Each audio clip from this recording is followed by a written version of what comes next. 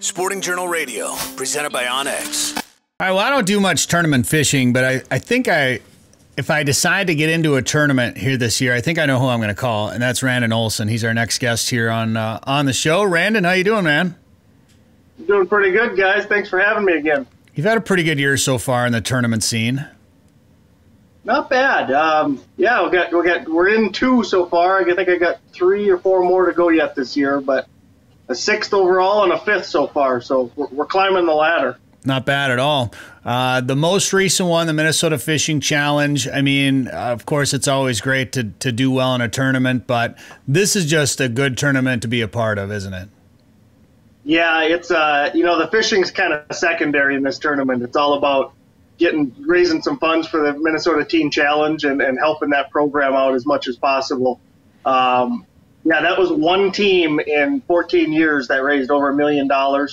I believe this year we raised $512,000 between the 120 teams that entered the tournament. So it's a great event. It's a lot of fun. And if you've never fished a tournament, this is the perfect entry level or top level, but everywhere in between. This is the perfect tournament to enter and kind of get your feet wet if you've never done one before.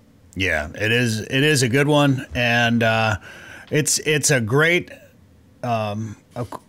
Just a great cause to be a part of again, like we were talking about. How many years have you been doing it?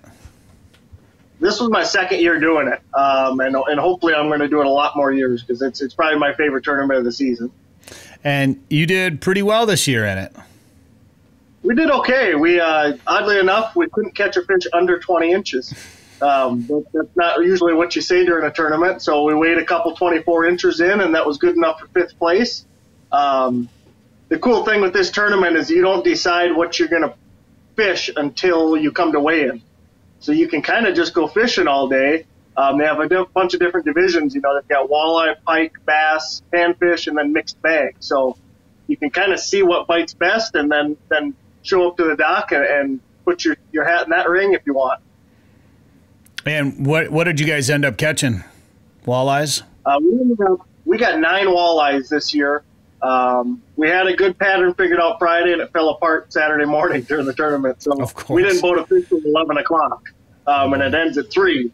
But we were able to figure it out. We got some really nice fish figured out.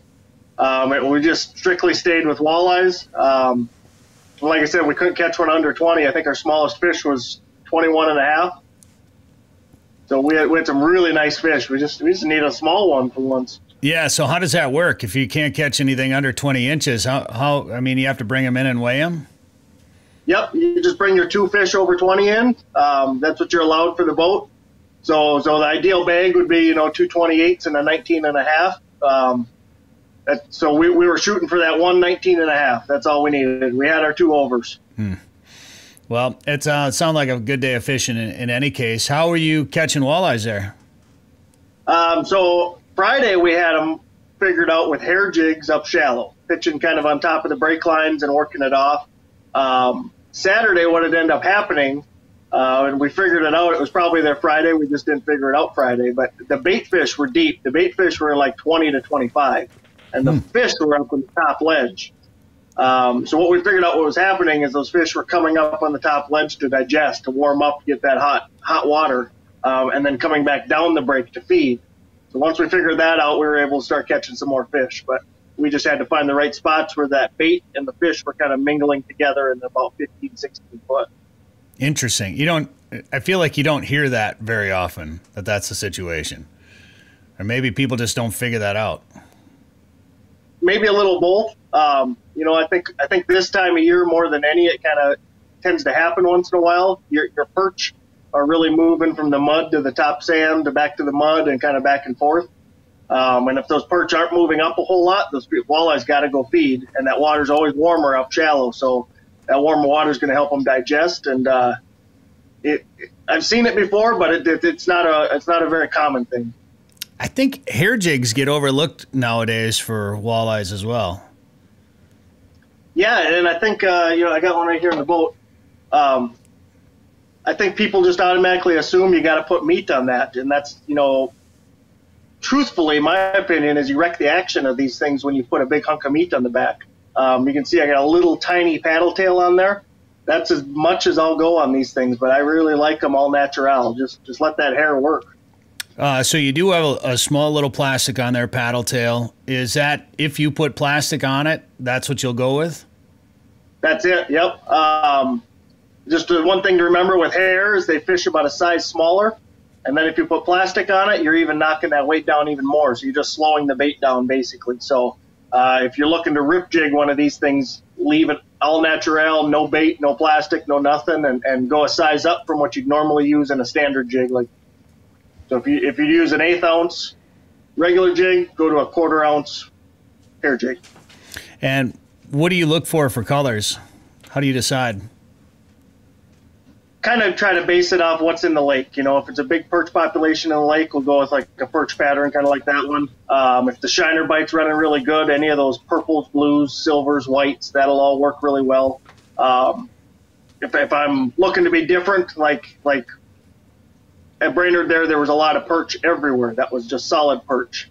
We actually had good luck on black and bright, really like pink, blues, things like that, kind of out there colors. It was just something different than a sea of perch. Well, what's the next tournament for you? The next one will be the Big Pine Shootout for FM Walleyes here on Big Pine Lake, and that'll be Father's Day weekend. Father's Day weekend. All right, well, good luck in that tournament. Randin Olson, congrats on the first 2 tournaments so far. And if people want to jump in a boat and have you guide them for some walleye fishing or crappie fishing or some sort of fishing this summer, what should they do? Best thing to do is just reach out and give me a call at 218-640-0158. Otherwise, you can always reach out on Facebook or check out our website at lockjawguideservice.com. Lockjaw Guide Service. Randin Olson, thanks for the time today on the show, man. Thank you, guys. Hear more at sportingjournalradio.com or wherever you get podcasts. Did you know there are more than 1,000 lakes in Otter Tail County? Yep, and I'm gonna fish as many as I can. I'm an outdoorsy otter. Nothing beats a full day of fishing for me. The lakes of Otter Tail County give me plenty of options to lower my boat and snag the perfect catch. Not an outdoorsy otter? No problem. Otter Tail County has something for everyone. You just need to find your inner otter. To find your inner otter, go to OttertailLakesCountry.com.